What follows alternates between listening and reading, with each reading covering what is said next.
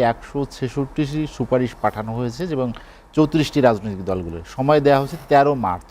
কীভাবে আসলে বাস্তবসম্মত এখান থেকে কিনে যাবে? যেটি রাশিদ খান আরও বললেন যে গণপরিষদের ভোট এবং জাতীয় নির্বাচন একই সাথে হতে পারে। আজকে সে ধরনের একটা মতামত দিয়েছেন সংবিধান সংস্কার কমিটির যে চেয়ারম্যান ডক্টর আলী রিয়াজ।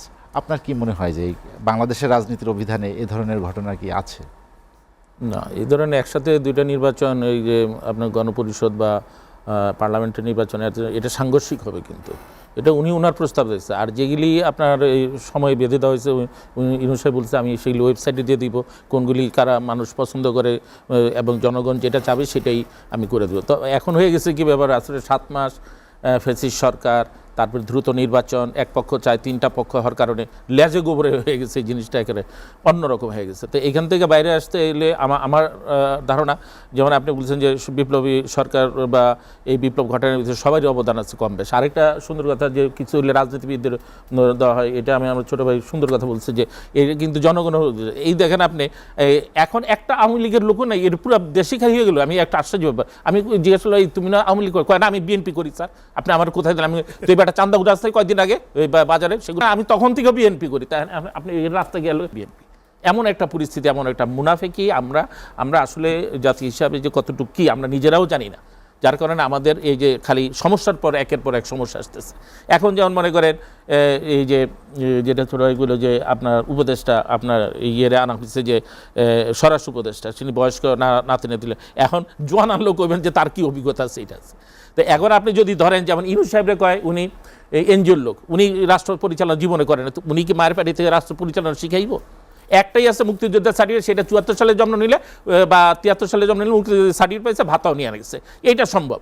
মায়ের পেটে সে যুদ্ধ করে আইছে, তারপরে সে ভূমিষ্ঠ হয়েছে 74 সালে এবং ভাতা নিচ্ছে। আর যদি আপনি ধরেন যেমন যদি প্রাইম মিনিস্টার ধরেন হাসিনা 96 সালের প্রথম ক্ষমতা নিচ্ছে, প্রধানমন্ত্রী, সে আগে কি সে প্রধানমন্ত্রীর কোনো অভিজ্ঞতা আছে বা কোনো কিছু? রাজনীতির সাথে জড়িত ছিল, কিন্তু প্রধানমন্ত্রী দাপ্তরিক যেই কাজ করা বা ইয়া করা। খালেদা জিয়া কি 91 সালে। এখন আমি একটু বলতে চাই এই যে উপজেলা এরশাদ সাহেব উপদেষ্টা পরিষদে অভিজ্ঞতা অর্জনের সুযোগ দাও। হ্যাঁ না কোনো কিছুই তো এই যে উনি চালাইতেছে না। আপনি মনে করেন 18 কোটি লোক যদি ইউনূসের পিছনে লাগে ডিউটি শুরু করছে, মানে গতকাল রাত্রে 3টা থানায় গেছে, 3টা থানায়, হ্যাঁ ভোরের দিকে আর কি, শেষ রাতে আর ভোরে তাও হয়তো টিকায় রাখার লিগে হয়তো অশনি সংকেত পাইছে, যে কোনো সময় জয় বাংলা হয়ে যেতে পারবেন, ছাটাই হতে পারে, এই ভয়ে হয়তো বা ডিউটি শুরু করে দিচ্ছে। তা আমি মনে করি উনি একটা প্রশিক্ষিত ব্যক্তি, ওনার ভালো অভিজ্ঞতা আছে, উনি কিন্তু আরেকটু টাইট দিলে এই জিনিসগুলি হইতে পারে না। যেমন মব জাস্টিস, কথায় কথায় মানুষের ঘরে গিয়ে হামলা দিয়া আগুন টাগুন লাগাই দেয়, তাহলে তার আইনের কোনো এগুলি সব কিছু যেগুলি দরকার। হ্যাঁ আজকে দেখেন শুনলে আশ্চর্য হবেন, ইউনিয়ন পরিষদের চেয়ারম্যান 14,000 কোটি টাকা, 14,000 কোটি টাকা তার অ্যারেস্ট করা হয়েছে, লেনদেন হয়েছে 14,000 কোটি টাকা, ভাই 4,000 2,000 5,000 হোক, 14,000 কোটি টাকা। তাহলে আপনি মনে করেন আমাদের একটা বাজেটের কত অংশ তার পেটে চলে গেছে? 22% তার পেটে চলে গেছে বা 20% চলে গেছে। তো এইটা একটা রাষ্ট্র ছিল, একটা রাষ্ট্রের পর্যায়ে তো পড়ে না। আর হাসিনা যেই ধরনের কাজ যেইভাবে লুটপাট করার সুযোগ করে দিছে, মানে কোনো ধরনের জবাবদিহিতা নাই, যার যেরকম ক্ষমতা আছে সেইভাবে তারা লুটপাট করছে, টর্চার সেল হইতে শুরু করে। একটা পেতি নেতা আপনার সবজি বেলতো, সে সেইখানে ওয়ার্ডের এই কাকরাইলের সেই আপনার শান্তিনগর ওয়ার্ডের সভাপতি পর্যন্ত হইল, হওয়ার পরে সে টর্চার সেল বানাইছে। তার সেই টর্চার সেল নিয়ে মানুষ যদি বাবা বিক্রি করলে সে জিনিস সুন্দরভাবে গুছানো জিনিসগুলি একটা পর্যায়ে চলে আসছিল, সেই জিনিসটার মধ্যে আবার কিছু বিতর্ক সৃষ্টি করে এই জিনিসটা পিছানো। আমরা বলছি যে নিরপেক্ষতা নিয়ে প্রশ্ন উঠবে কিনা সামনে, বা সংকটের টানাপোড়েন রাজনৈতিক দলগুলোর পিছনে, সেটি কি হলো বিশেষ কারোর প্রতি আশীর্বাদ আছে বা প্রচ্ছন্ন ছায়া আছে, এ ধরনের কিছু থেকেই এই মানে স্থায়ীহীনতা কেন রাজনৈতিক দলের? এই কথাগুলি উড়িয়ে দেওয়ার মতো না, কিন্তু থাকতেও পারে এটা। যেমন মনে করেন ইউনূস সাহেব আসলে বিপ্লবী সরকার তো এইভাবে হয় না।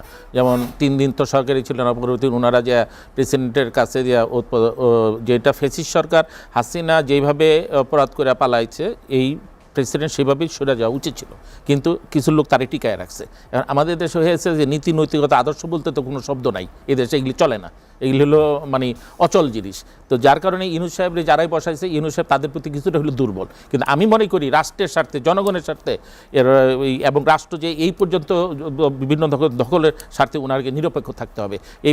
এই কারণে যে ওনারে যারাই বসাক না বসাক, উনি এখন চোখ বন্ধ করে কাজ করতে হবে, যে সামনে নির্বাচন দিতে হবে, সংস্কার করতে মূল সংস্কারগুলি উনি করে যাওয়া উচিত। এবং আপনি মনে করেন যে সিরিয়া যদি শর্ট ট্রাইব্যুনাল হইতে পারে আমার দেশ হবে না। আপনি যদি এখন বলে যে আমার ট্রাইব্যুনালে আমার বেঞ্চ কম, তারপরে আপনি 2 শিফটে চালু করেন, 8 ঘন্টার 16 ঘন্টা, আপনি সেখানে ডবল চার্জ দিয়ে দেন, তারপরে যারা ফেসিস সরকারের তাদের আপনি সাসপেন্ড করে দেন, তার অর্থ ফোর্সলি রিটায়ার করে দেন, যার নামে জোরালো কোনো যদি না থাকে তারে আপনি করেন, অব্যাহতি দেন, আর যাদের নামে কোনো ক্লেম পাওয়া যাবে তাদের নামে মামলা দিয়ে করেন।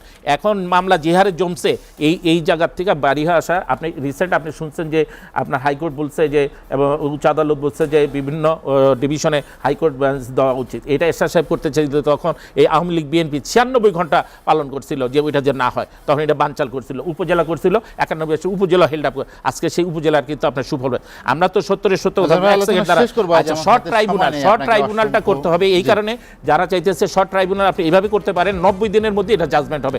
এই যে আপনি এই 3 জনের সাথে আপনি 350 জনের দিয়ে দেন, আবার সাথে আরো 50 জন দিয়ে দেন, এভাবে তো আপনি চার্জশিটও জমা দিতে পারবেন না, কোনো কিছু দিতে পারবেন না। তাহলে রায় কি এইভাবে ঝুলে থাকবে? এই যে ছোট ভাই যে কথাগুলি বলছে, এইভাবে এমন একটা পরিস্থিতি, এমন একটা মুনাফেকি আমরা আসলে জাতি হিসাবে যে কতটুকু কি আমরা নিজেরাও জানি না, যার কারণে আমাদের এই যে খালি সমস্যার পর একের পর এক সমস্যা আসতেছে। এখন যেমন মনে করেন এই যে যেটা ছোট ভাইগুলো যে আপনার উপদেষ্টা আপনার আনা হচ্ছে যে স্বরাষ্ট্র উপদেষ্টা, তিনি বয়স্ক নাতি দিলে, এখন জোয়ান আনলেও কইবেন যে তার কি অভিজ্ঞতা আছে এটা আছে। তো এখন আপনি যদি ধরেন যেমন ইউনূস সাহেবরে কয় উনি এনজিওর লোক, উনি রাষ্ট্র পরিচালনা জীবনে করেন, উনি কি মায়ের পাড়ি থেকে রাষ্ট্র পরিচালনা শিখাইব?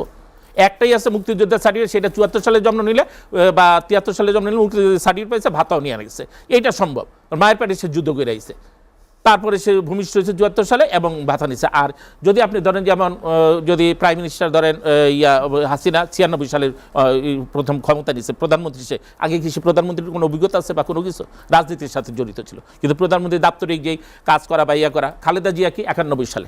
এখন আমি একটু বলতে চাই এই যে উপজেলা এরশাদ সাহেব করলেন, আমরা সাথে 2টা নির্বাচন, এই যে আপনার গণপরিষদ বা পার্লামেন্টের নির্বাচন, এটা সাংঘর্ষিক হবে, কিন্তু এটা ওনার প্রস্তাব দিয়েছে। আর যেগুলি আপনার এই সময় বেঁধে দেওয়া হয়েছে, ইউনূস সাহেব বলছে আমি সেগুলি ওয়েবসাইটে দিয়ে দিব, কোনগুলি কারা মানুষ পছন্দ করে এবং জনগণ যেটা চাবে সেটাই আমি করে দেবো। তো এখন হয়ে গেছে কি ব্যাপার, আসলে 7 মাস ফ্যাসিস্ট সরকার, তারপর দ্রুত নির্বাচন, এক পক্ষ চায় 3টা পক্ষ হওয়ার কারণে লেজে গোবরে হয়ে গেছে এই জিনিসটা, একেবারে অন্যরকম হয়ে গেছে। তো এখান থেকে বাইরে আসতে এলে আমার ধারণা, যেমন আপনি বলছেন যে বিপ্লবী সরকার বা এই বিপ্লব ঘটানোর ভিতরে সবারই অবদান আছে কম বেশ। আরেকটা সুন্দর কথা যে কিছু রাজনীতিবিদদের দেওয়া হয়, এটা আমি আমার ছোটো ভাই সুন্দর কথা বলছে যে এই কিন্তু জনগণ, এই দেখেন আপনি এখন একটা আওয়ামী লীগের লোকও নাই, এর পুরো দেশই খাই হয়ে গেল। আমি একটা আশ্চর্য ব্যাপার, আমি জিজ্ঞেস করলাম তুমি না আওয়ামী লীগ কয় না আমি বিএনপি করি। স্যার আপনি আমার কোথায় দিলেন? আমি একটা চান্দা উঠে আসতে কয়েকদিন আগে ওই বাজারে, সেগুলো আমি তখন থেকে বিএনপি করি, তাই আপনি রাস্তায় গেল। সাথে 2টা নির্বাচন, এই যে আপনার গণপরিষদ বা পার্লামেন্টের নির্বাচন, এটা সাংঘর্ষিক হবে, কিন্তু এটা ওনার প্রস্তাব দিয়েছে। আর যেগুলি আপনার এই সময় বেঁধে দেওয়া হয়েছে, ইউনূস সাহেব বলছে আমি সেগুলি ওয়েবসাইটে দিয়ে দিব, কোনগুলি কারা মানুষ পছন্দ করে এবং জনগণ যেটা চাবে সেটাই আমি করে দেবো। তো এখন হয়ে গেছে কি ব্যাপার, আসলে 7 মাস ফ্যাসিস্ট সরকার, তারপর দ্রুত নির্বাচন, এক পক্ষ চায় 3টা পক্ষ হওয়ার কারণে লেজে গোবরে হয়ে গেছে এই জিনিসটা, একেবারে অন্যরকম হয়ে গেছে। তো এখান থেকে বাইরে আসতে এলে আমার ধারণা, যেমন আপনি বলছেন যে বিপ্লবী সরকার বা এই বিপ্লব ঘটানোর ভিতরে সবারই অবদান আছে কম বেশ। আরেকটা সুন্দর কথা যে কিছু রাজনীতিবিদদের দেওয়া হয়, এটা আমি আমার ছোটো ভাই সুন্দর কথা বলছে যে এই কিন্তু জনগণ, এই দেখেন